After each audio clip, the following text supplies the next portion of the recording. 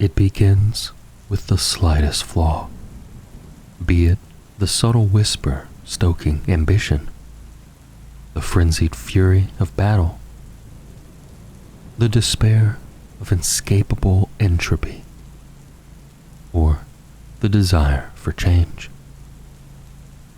All it takes is a single chink in the armor of reality, a vulnerable mind, a tainted soul, to unleash all the legions of the wary. To fight these supernatural terrors is to do battle with one's own darkest nature. Demons wrought from despair, obsession, fury, and cunning stalk through manifesting storms of misery and infernos of lust. Malevolent entities shudder in and out of reality, shrugging off hails of gunfire as though the shots had never been loosed. Heartbeat by frantic heartbeat, they close in from all sides. Those who stand and fight face a nightmarish battle against creatures that cannot truly be slain, and that delight in tormenting their victims and breaking their minds. Those who flee fare no better. There is no escaping such tireless malevolence. Even death is no release. For to die at the talons of the demons of chaos is to feel one's soul torn free and plunged into eternal torment. To pierce the veil. Composed as they are of the stuff of the warp, demons cannot enter, nor even exist, in real space at will. The tangibility of mortal reality and the temporal and physical laws that govern it are anathema to their chaotic nature. Yet there are many ways for malevolent entities to break through the veil that separates the warp from real space, or for unwary pawns to invite them in.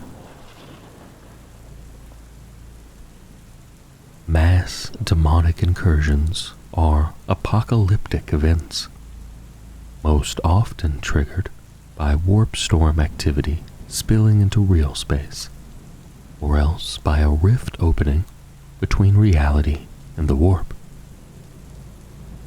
In either case, it is the flood of empiric energy pouring from the beyond that sustains the demon legions.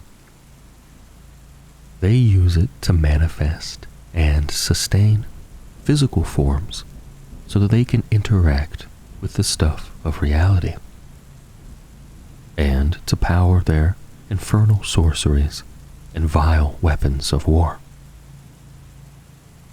As a rule, once the warp storm activity peters out or the rift is sealed, often by the desperate sacrifices of those with the knowledge to do so, the incursion ends and the demons fade, wither, and are banished back to the warp. However, there are other paths by which demons may enter real space. Rather than descending on a world in mass, entities may slip through the veil by themselves to achieve subtler ends. Even a single demon is a jagged splinter lodged in the skin of real space. Over time, its corruption spreads until the weakened weave of the veil tears and another grand incursion begins. One common route by which a demon may gain access to real space is by possessing a mortal being. Unfortunately for the galaxy at large, there are many ways this can occur. Those with psychic abilities, either fully realized or nascent and as yet unguessed, are particularly vulnerable to possession. Their souls form shimmering beacons in the warp that draw demonic entities to them like sharks scenting blood. Each time a psyker accesses their power, they open a conduit between their mind and the immaterium. It takes but an instant of incaution or bad luck for a demon to force itself through that doorway and take possession of its victim's body and soul. Psykers are not alone in facing the danger of possession. Demons whisper into mortals' dreams. They play upon ambition, hatred, and desire. They trouble the tortured thoughts of the insane and the desperate, offering respite in return for living flesh.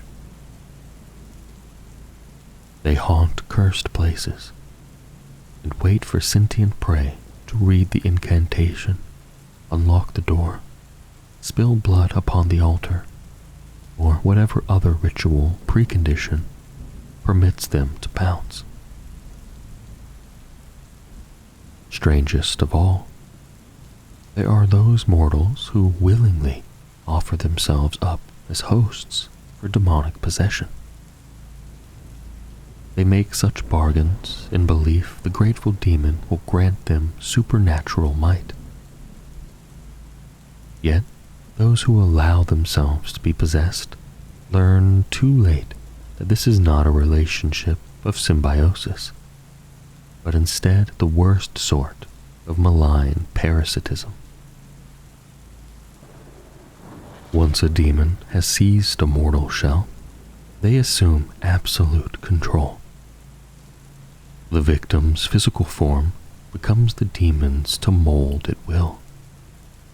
The host's personality is typically thrust into some small, dark corner of their own mind, imprisoned and forced to watch as the demon pursues whatever diabolical agenda it desires.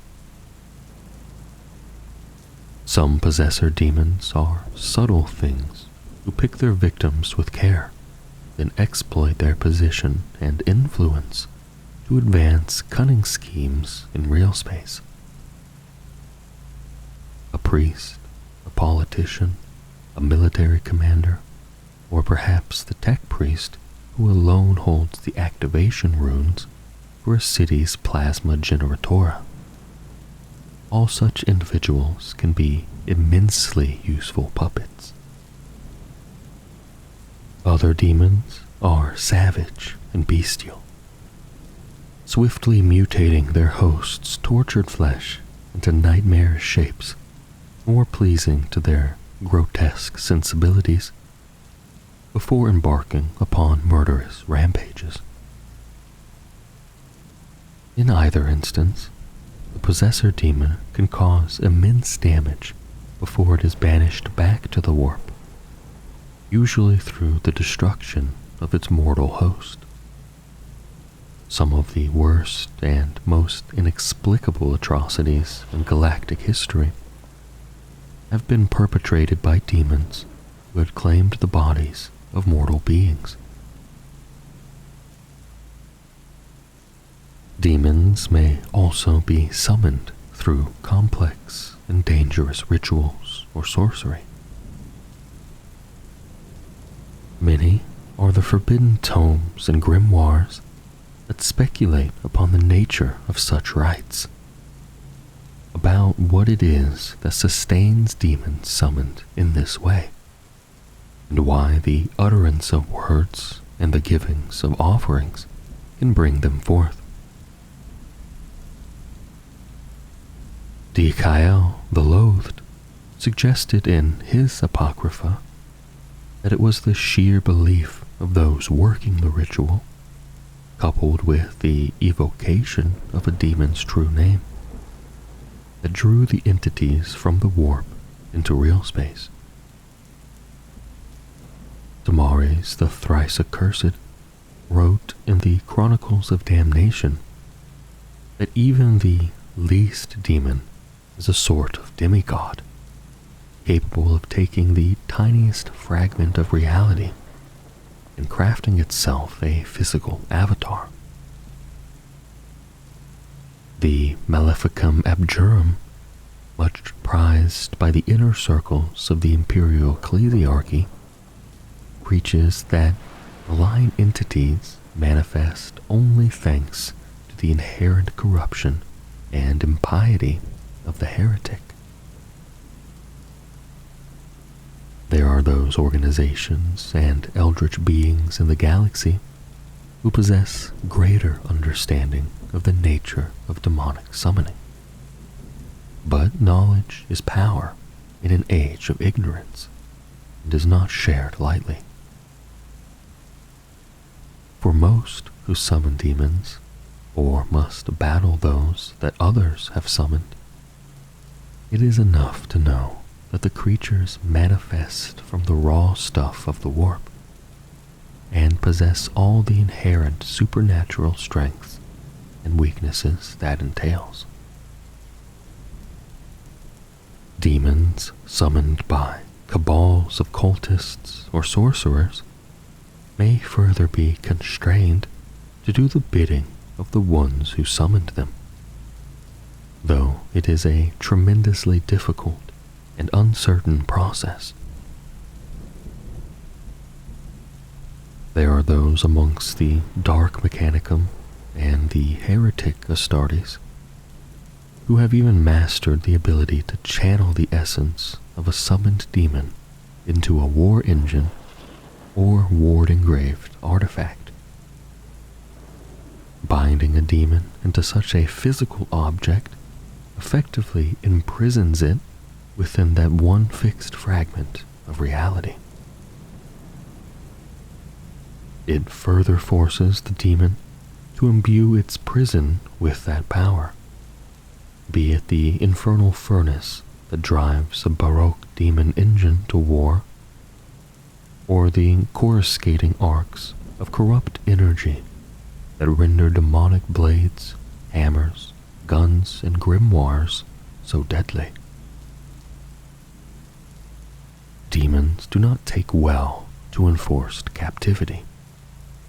To them, mortals are ephemeral playthings to be used, tortured, and discarded on a whim. To instead be conjured and compelled by such fleeting and limited beings is the gravest insult.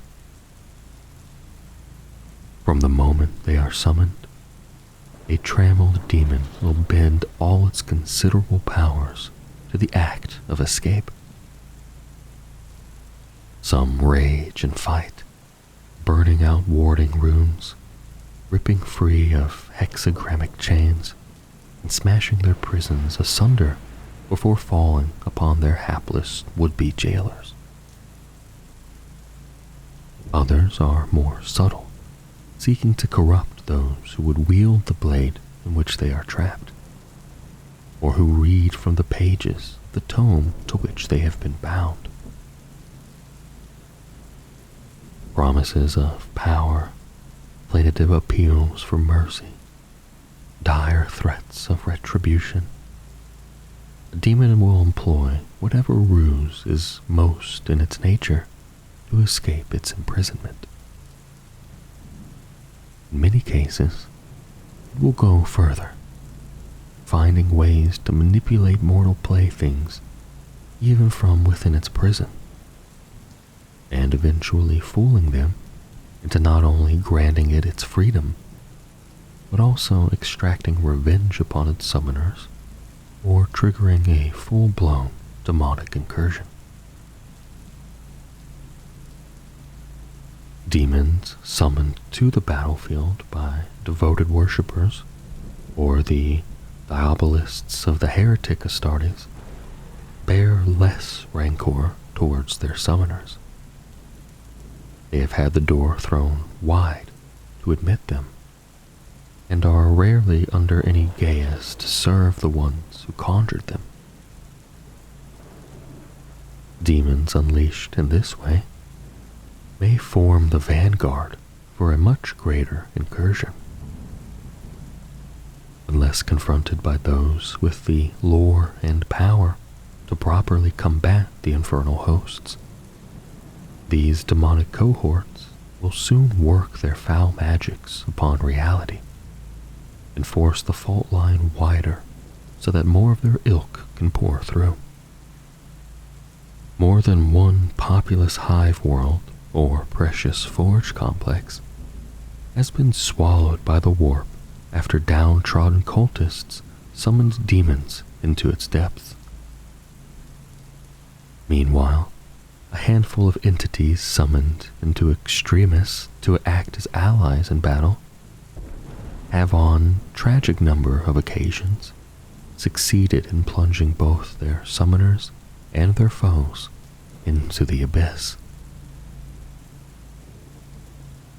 The War Unending. Those humans who know something of chaos speak of the Long War, the conflict that has raged between loyalists and chaos-worshipping traitors since the dark days of the Horus heresy.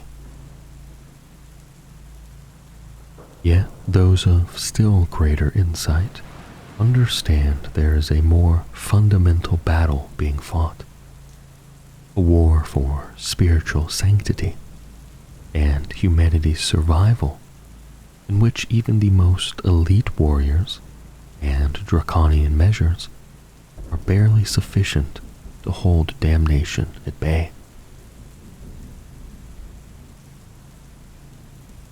Locked away in rune-sealed and secret vaults lie records that tell of the Imperium's darkest hour, when War Master Horus fell to the temptations of the dark gods. His corruption began a civil war that brought humanity to its knees, unleashed traitor hordes and demonic legions upon countless worlds, and saw the ruinous powers come as close to victory over real space as they have in aeons. This apocalyptic conflict also saw the Emperor consigned to the life-preserving technologies of the Golden Throne. This, more than anything else, impressed upon the surviving imperial leadership that the threat of the chaos demanded naught but the most drastic measures to combat. Both the Inquisitorial Ordo Malleus and the Grey Knights chapter knew their genesis in that dark time. Since their inception, these organizations have fought the insidious influence of demons and striven to stave off the spiritual collapse of the Imperium. Yet, theirs is a war whose costs long ago spiraled too high to tally, and in which there is scant hope of final victory. The Ordo Malleus is amongst the greatest of the holy ordos of the Inquisition, that shadowy body that fights hidden wars against the greatest threats to mankind. Its inquisitors, who often go by the title of Demon Hunter, wield absolute authority to requisition armies, go where they please, access forbidden lore, and employ any weapon they believe will bring them victory over their foes. The Grey Knights, meanwhile, are an entire chapter of space marines trained and equipped to battle demons.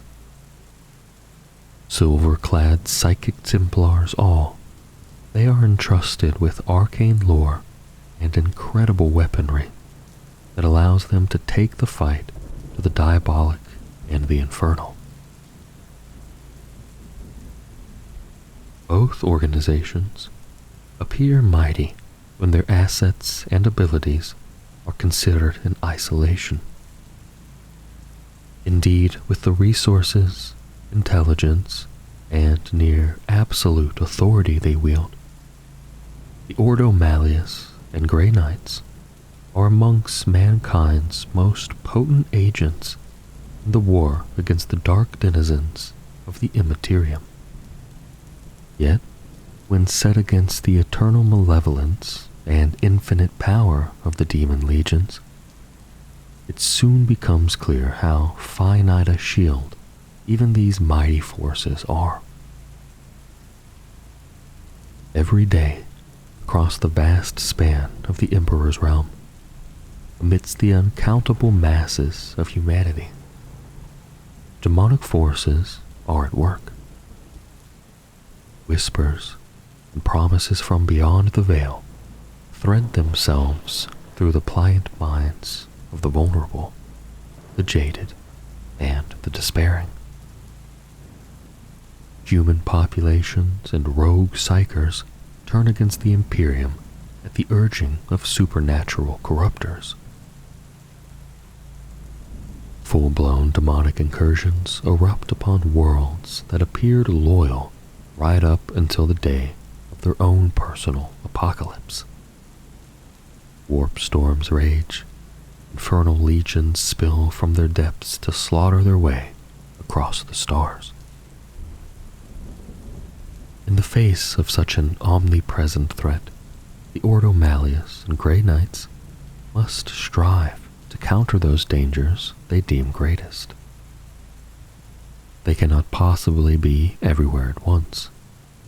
This is doubly true amidst the shadows of the Imperium Nihilus, where entire systems were as good as lost the moment they were severed from the guiding light of the Emperor's Astronomicon.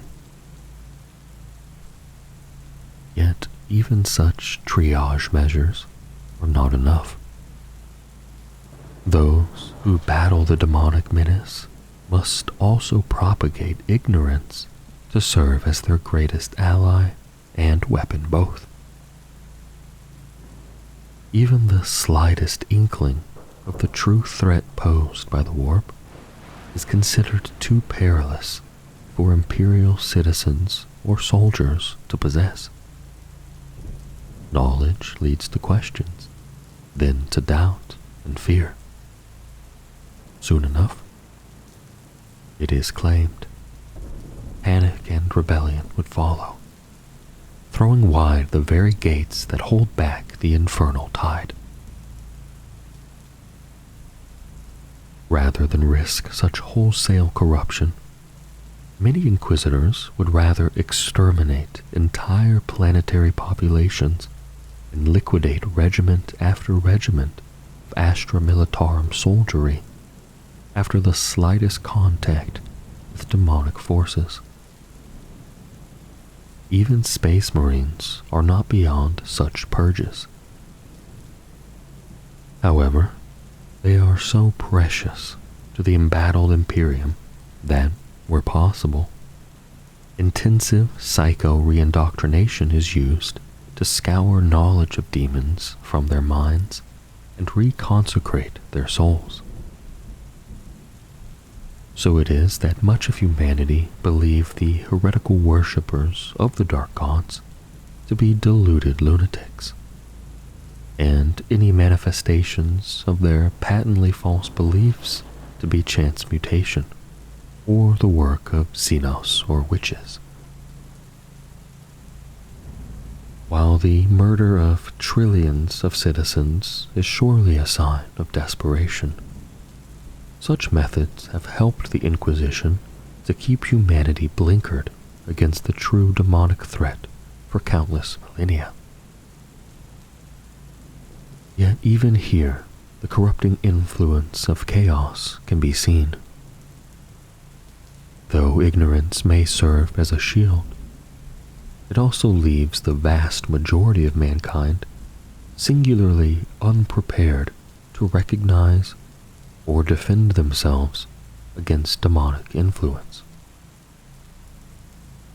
Secrecy and inexplicable acts of genocide further serve to sow mistrust and acrimony amongst the disparate imperial organizations, not to mention seeing countless souls condemned to death where they might otherwise have lived.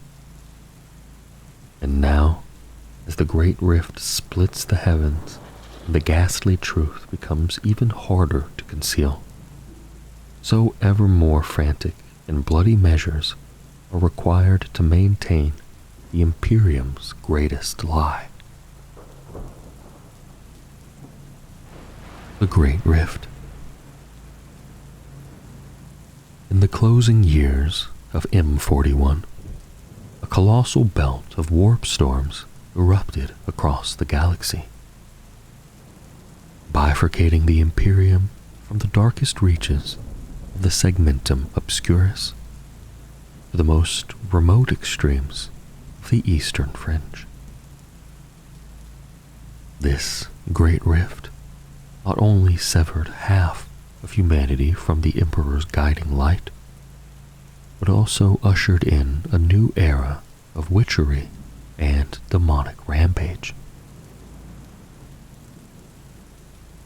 There are many varied theories regarding the origins of the Great Rift.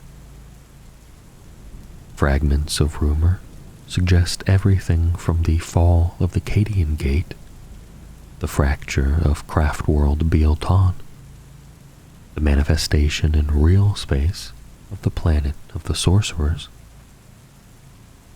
or even the shattering of the demon cage of Amathal. The likelihood is that all these events, and countless others besides, created the all-consuming cascade of unreality that ripped the galaxy so completely in two.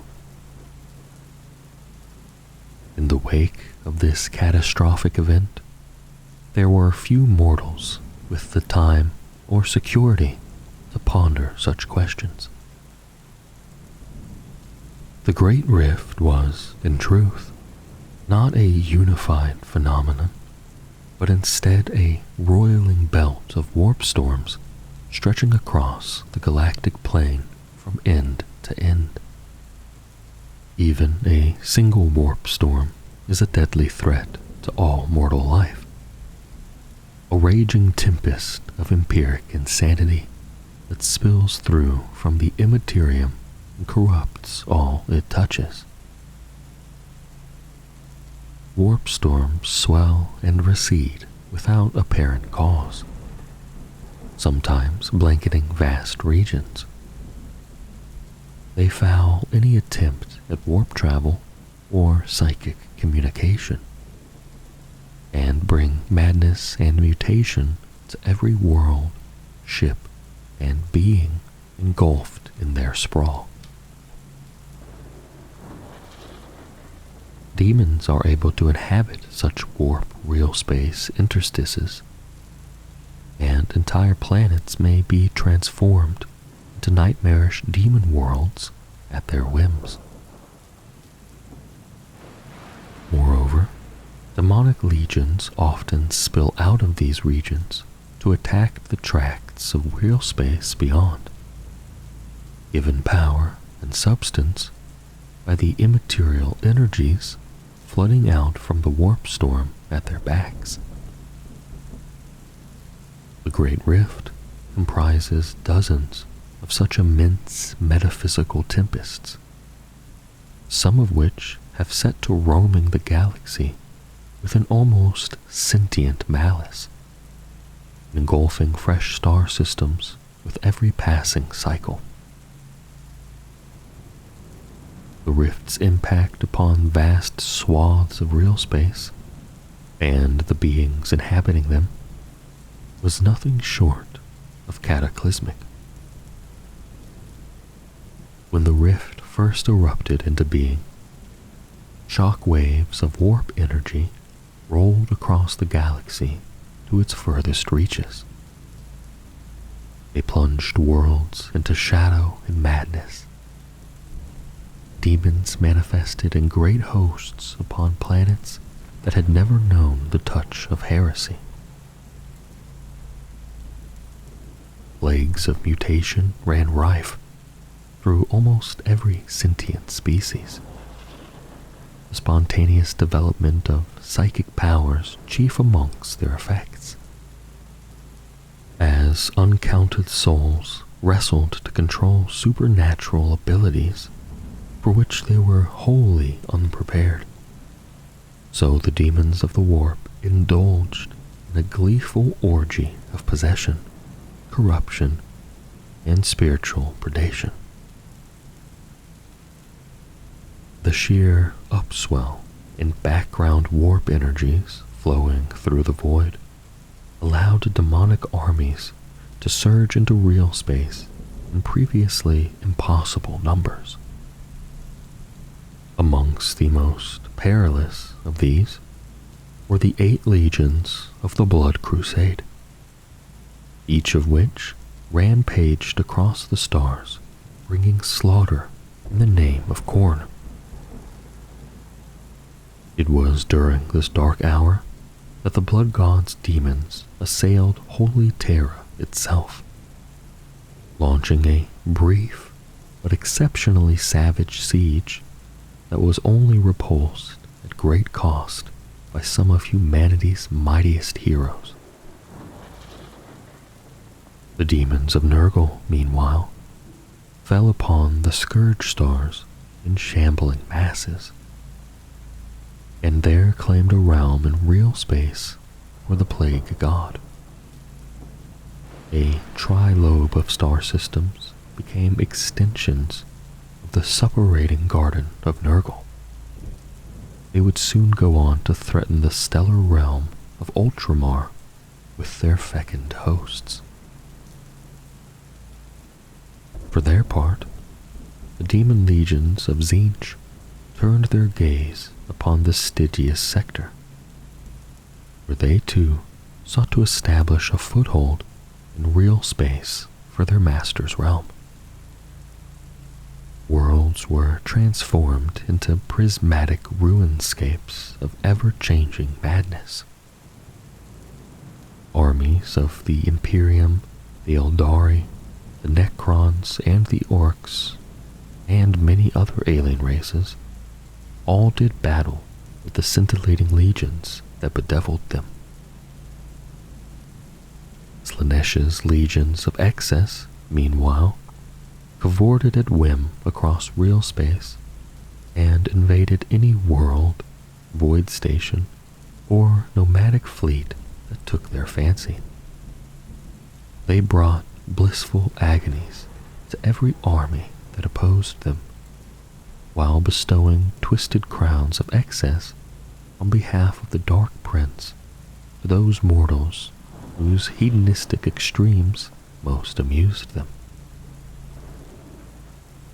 Such invasions and diabolical crusades were but a fraction of the demonic incursions that struck the galaxy in the wake of the Great Rift's appearance.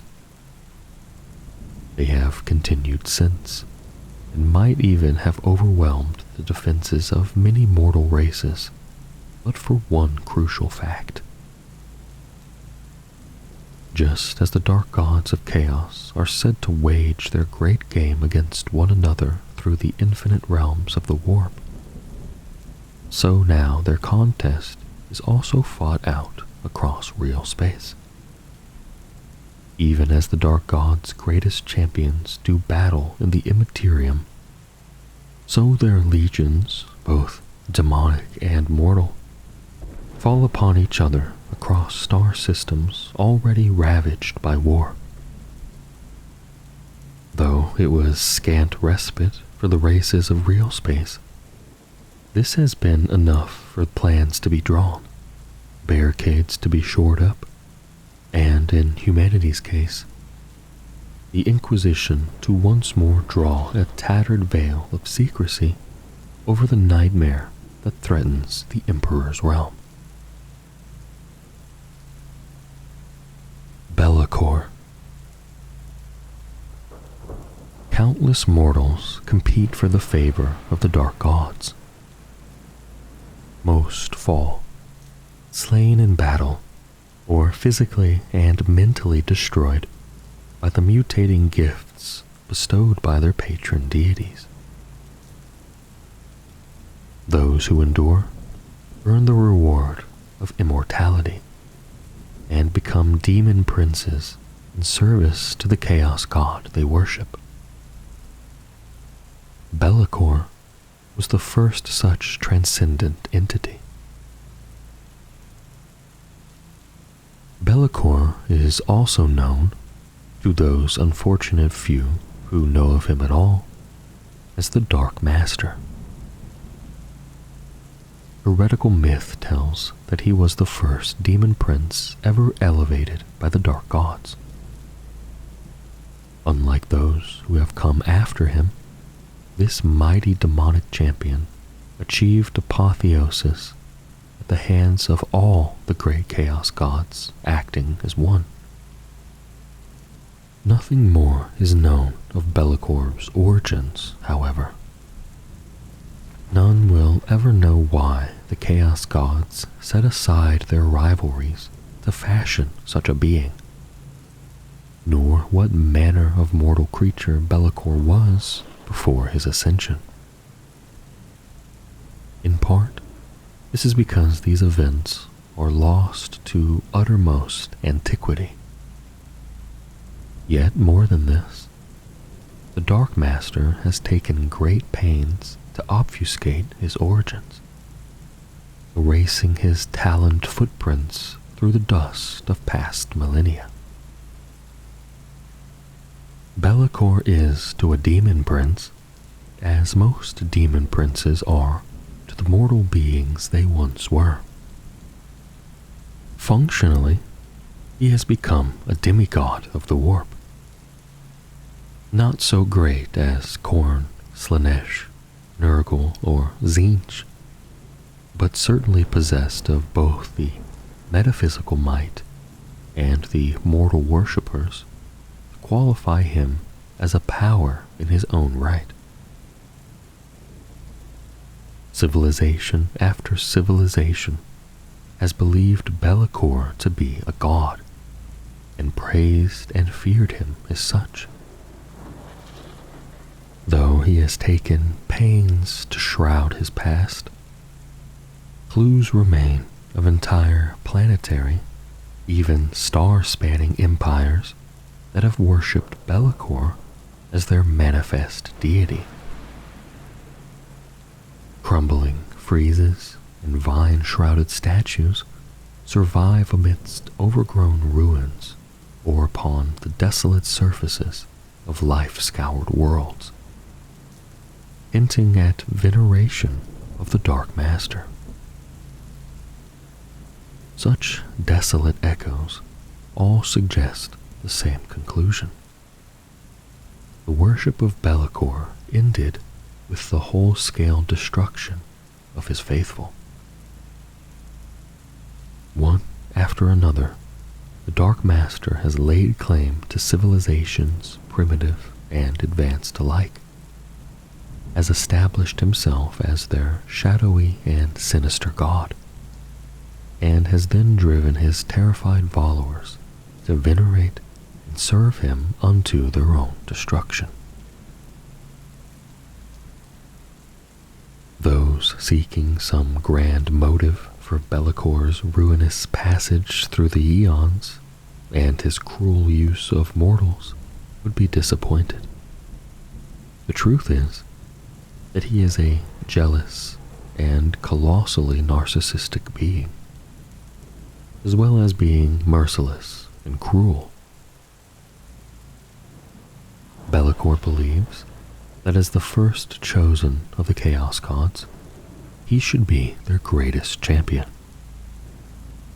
That mortals, such as Abaddon the Despoiler, continue to enjoy the great god's favor in his stead enrages him, and leads him to plot endlessly for his own advancement, while at the same time taking his wrath out on all those who fall beneath his shadow. It pleases Be'lakor to receive the adoration of fawning mortal masses.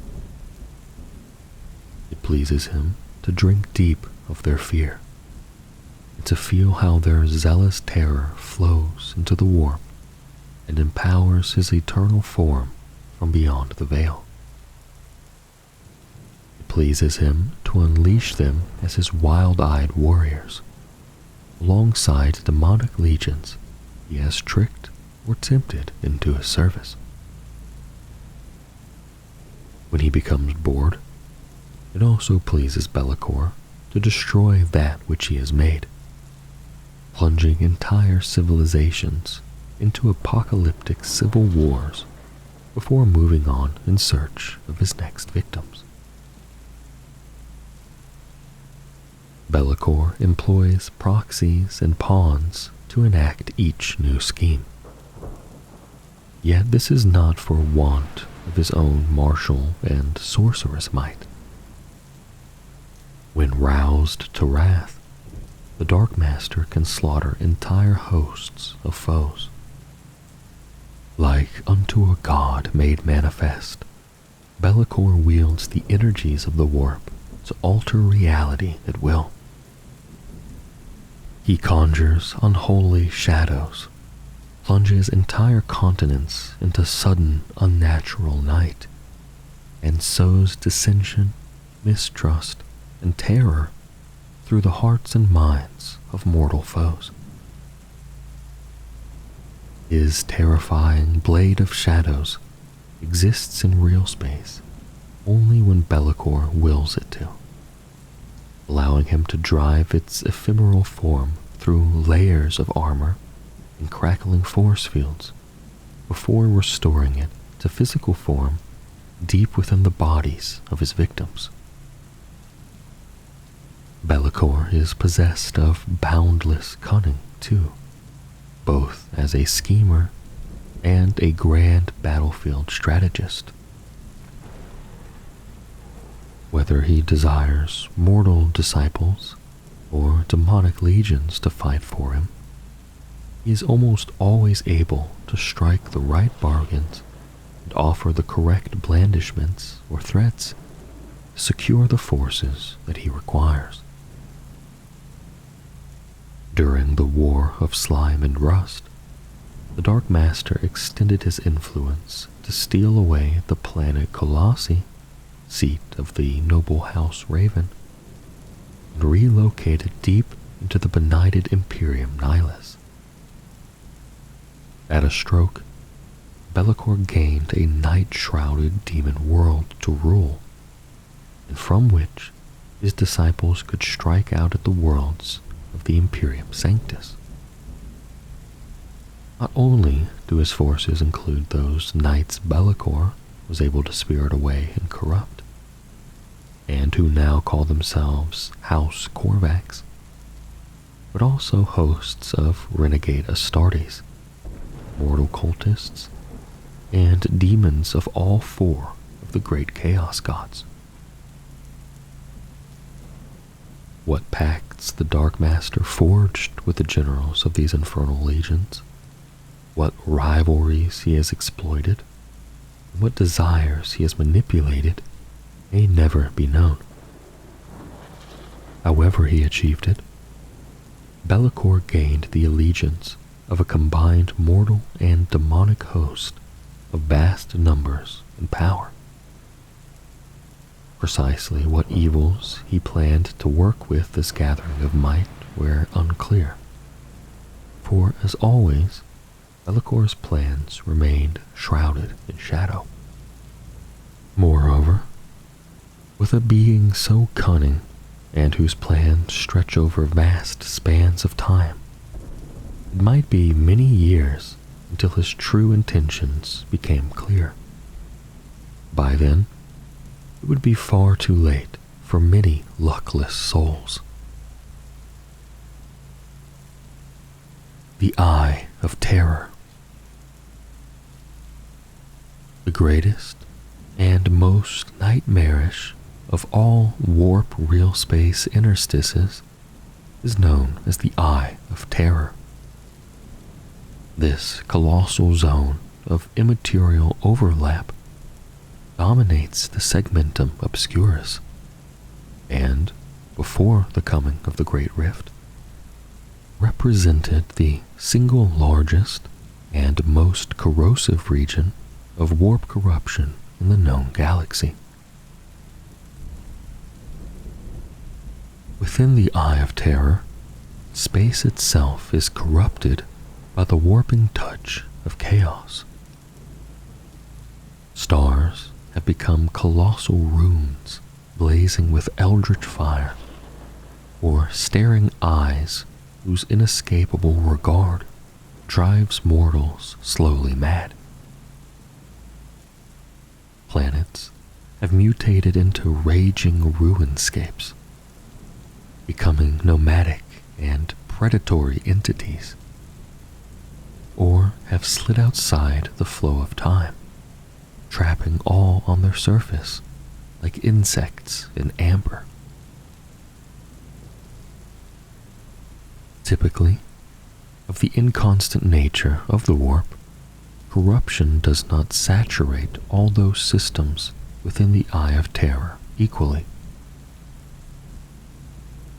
Relative geography and fundamental physics mean less and less the deeper one travels into this bizarre region. However, there are zones, particularly within the fringes of the storm, still broadly governed by natural laws. Even here, though, mutation and sorcery hold sway. Worlds turn beneath distorted skies ravaged by storms of coruscating flames, or haunted by fleeting and grotesque faces. Mountain ranges transmogrify into skyscraping skulls from whose cavernous eye sockets pour waterfalls of molten blood. Oceans clot into seething morasses of diseased filth, through which foul leviathans hunt and sport. Forests grow into masses of fleshy extrusions dense with scintillating cilia, whose touch brings blissful oblivion before draining their comatose victims dry. On these deformed worlds, once elegant cities become endless mazes that coil impossibly around libraries crammed with sentient grimoires and hunched demonic scholars. Land masses migrate or do battle with one another, or drift away into the skies while trailing stinging tendrils across the land below.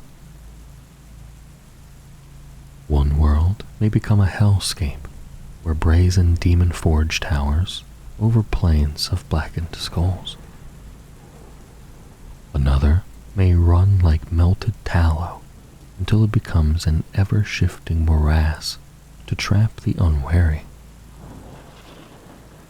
There are worlds that seem idyllic until one realizes that every species of flora and fauna has become an exaggerated predatory horror, rendered all the more nightmarish by their outward beauty. Mortal beings dwell on many of these habitable worlds within the Eye of Terror, albeit not always by choice. Primitive tribes and mutant cults raise gruesome idols to placate their demonic deities, their champions battling one another in the faint hope of of attracting the eye of the dark gods.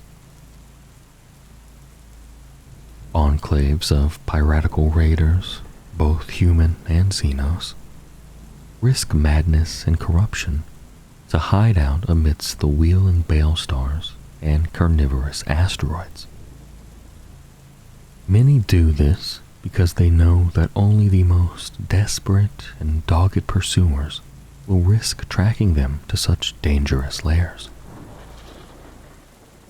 These tribes and gangs must find ways to survive the attentions of the demonic entities that hunt them like prey, or rule over them as monstrous overlords.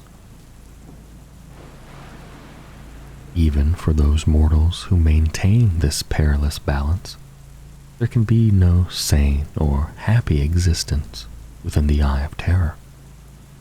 All living beings instinctively sense the wrongness of the warp-tainted reality all around them, and their minds and souls inevitably rebel. Greater and more powerful heretics, however, are able to maintain enduring strongholds within the more stable reaches of the warp interstice. Chief amongst these are the heretic Astartes. Some war bands of these post-human traders rule hideouts little larger or more imposing than the pirate enclaves. However, trader legions such as the Death Guard, the Iron Warriors, or the dreaded Black Legion control vast swaths of tainted territory and strings of worlds within the Eye of Terror. The diabolical tech magi of the Dark Mechanicum also control facilities within the storm, infernal forge complexes, and unnatural weapons research shrines of horrific aspect and power. The Magi readily exploit the cessation of natural physical laws to raise colossal structures and planet-sized forges that would collapse under their own insane vastness and complexity outside the Eye of Terror. They channel the energies of the warp through runic lenses, entrap demons drawn from the tides of the Empyrean, and fashion weapons that would shatter the sanity of any other mortal minds. In the depths of the Eye of Terror are stranger and more primal regions where real space has been wholly subsumed into the madness of the warp. Here lie true demon worlds, where greater warp entities lay claim to planets and luckless flora and fauna, before refashioning them however they see fit. Upon such worlds, the demons of chaos rule like malicious gods. They meld and unmake reality at whim, channeling the unfettered power of the warp to do so. Air becomes solid stone, becomes raging fire, becomes gibbering flesh and liquid sorrow and carnivorous deceit. Worlds unravel into Mobius spirals over which demon legions wage sanity-blasting wars. Moons become vile steeds for demon overlords, driving titanic proboscises into neighboring planets and spinning cocoons of dreams and nightmares about their celestial prey. Worlds come and go like Geist ships, dragging trillions of screaming souls in and out of the warp with them. Amidst these zones of madness, demon legions make their lairs. Some sail the warp tide aboard fleets of infernal ships. These may be mortal void craft stolen or possessed, or vessels of fashioned warp energy in the form of ironclad warships, rotting hulks, spinning disks of crystal and flame, or opulent void-born pleasure fortresses. Such demon fleets have been known to emerge from the Eye of Terror to reave the systems about its fringes, spreading terror and despair before vanishing again on the tides of the warp. Other demon warlords raise strongholds upon worlds transformed by their desires. From Stygian forges to temples of wild delirium, rotting marshland fortresses to clockwork city engines of infinite complexity. These fastnesses teem with demon hosts. They form not only staging posts for the ongoing wars of the great game, but also mustering grounds from which demon legions launch crusades of slaughter across real space. The nightmare truth is that, should the demonic legions prevail, the bedlam that reigns within the Eye of Terror would be the fate of the entire galaxy. Though each might pursue their master's unique agendas with single-minded tenacity, the ultimate aim of most demons is to manifest within real space and corrupt it entirely with the energies of the warp, until it too collapses into formless madness. Should enough of real space be subsumed, matters will reach a tipping point where that which conforms to sanity and natural law becomes a series of shrinking islands amidst an endless ocean of rapacious madness. Such a fate will bring complete damnation to all mortal beings. Those who understand the danger still fight against this impending doom. Yet, as the storms of the Great Rift rage, and the demon legions spill out to overrun one world after another, the last days of reality draw ever closer.